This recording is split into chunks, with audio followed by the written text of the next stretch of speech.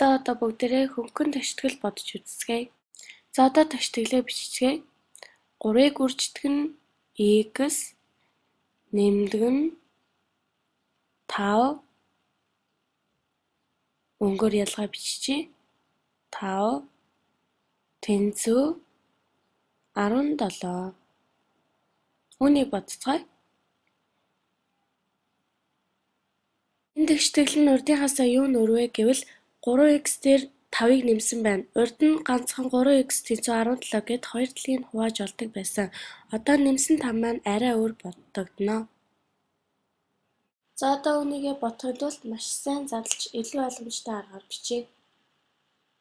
3x-ийг задлаад биччихье. 3x маань 3-ыг x-ээр 3-д орчуулсан гэсэн юм аа. 3x нэмдэг нь 5-аа өөр нэг биетээр үзүүлчихье.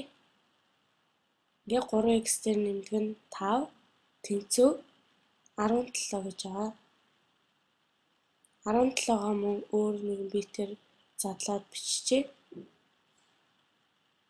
1 2 3 4 5 6 7 8 9 10 11 12 13 14 15 16 17. Одоо энэ хэсэг маань энэ хэсэгтэйгээ тэнцүү байлгахын тулд зарим нэг юмыг хасч тэнцүүлнэ.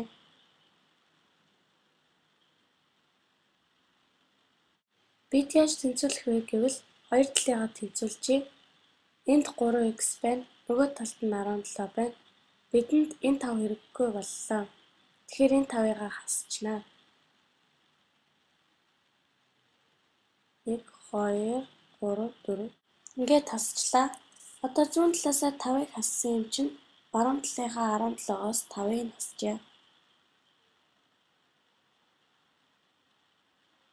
1 2 3 4 5. За одоо бид ташигтгэлийнхаа хоёр талаас 5-ыг хассан байгаа. Одоо үнийгээ ташигтгэл дээрээ бодъё. Мөн хажуугаар нь нэмэх хасах тэмдгийг яаж хасахыг харцгаая. Ташигтгэлийн зүүн талаас хассан 5-аа хэмжээнд ингээд тавьчээ. Баруун талаас хассан 5-аа 17-ийнхаа доор тавьчихъя. За одоо энэ хоёроо хасгаар хэд болохыг харцгаая.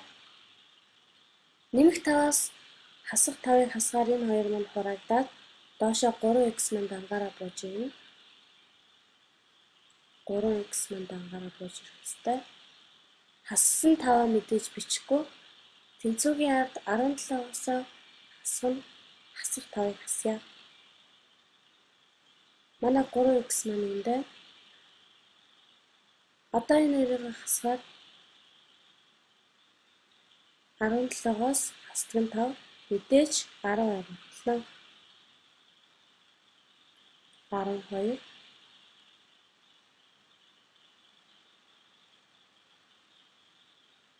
Одоо ингээ манай ташигтгэлийн маань бодоход илүү амархан гараад ирлээ. Энэ 3x нөгөө талд нь 12 гэх юм аа. За одоо ташигтгэл маань 3x тэнцүү 12 болоо гараад ирлээ. Одоо энэ хоёр талаа ижлэгэн 3-аар хуваах ёстой. Энэ талыгаа 3-аар хуваачи. 3-т ягаан өнгөөр бичнэ. Хуваачи. Нөгөө талаа мөн адил 3-т хуваая. Ингээ хоёр талыг энэ 3-т хуваахаар бидний хариу гараад ирнэ. Хассан энэ хоёр хэсгээ хасчи. Байлгачаа. Окей. Энэ хэсгээ бас байлгачи. За одоо хоёр талаа 3-т хуваанаа. Энийг 3-т чи 1 2 3. Тэнцүүгийнхаа нөгөө талыг бас 3-т хуваанаа. 1 2 3. Ингээд 3 хуваачлаа. За одоо хуваачи. 3-ыг 3-т хуваахаар энэ хоёр маань хураагдаад x дангаараа доошо бууж ирнэ. 12-ыг 3-т хуваахаар мэдээж 4. Тэгэхээр x тэнцүү 4. Одоо ингээд бидний яг задлж бичсэн юм маань гараад ирж байна. X тэнцүү 4. Энэ x маань энэ 4-тэйгээ тэнцүү. Ингээд энэ тэгштэйлийн маань хариу x тэнцүү 4 болж гарч ирж байна. Одоо үүнээсээ дахиад нэг үүрэг бодъё. Бодох аргачлал нь яг адилхан байгаа. Урдныхаас арай л хэцүү бодноо. За одоо би 7x хасдаг нь 7x-ээс хасах нь 2 тэнцүү 7x-ээс хасдаг нь 2 тэнцүү хасах 10. Энийг бодцгаая. За одоо энэ тэгштэл маань урдны тэгштэлээсээ тэмдгээрээ арай өөр байгаа ч гэсэн яг адилхан арга замаар барьдаг юмнаа. Энд хасах 2, энд хасах 10 байна. Гэхдээ яг адилхан аргаар бодох ёстой.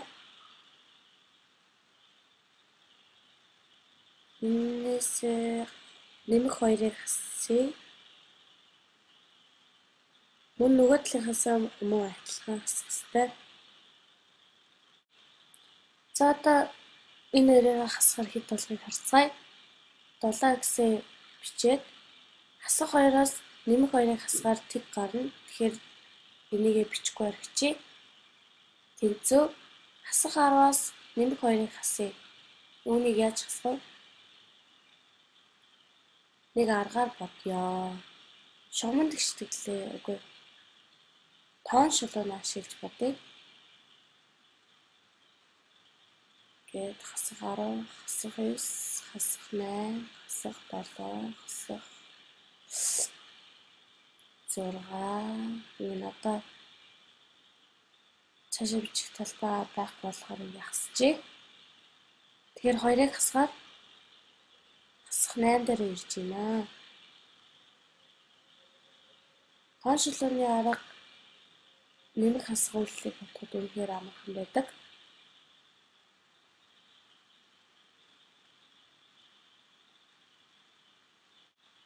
Ингээд хасах 8. За одоо мэдээж хоёр талыгаа адилхан тоогоор хуваах ёстой. 7x тэнцүү хасах 8-аа зүүн талынхаа 7x-ээр нь хуваана. За 7x-ийг хуваадаг нь 7. Хураагдаад x дангаар гарч ирнэ. Одоо хасах 8x-ийг 7-д хуваая. Хасах 8-ыг 7-д хуваая.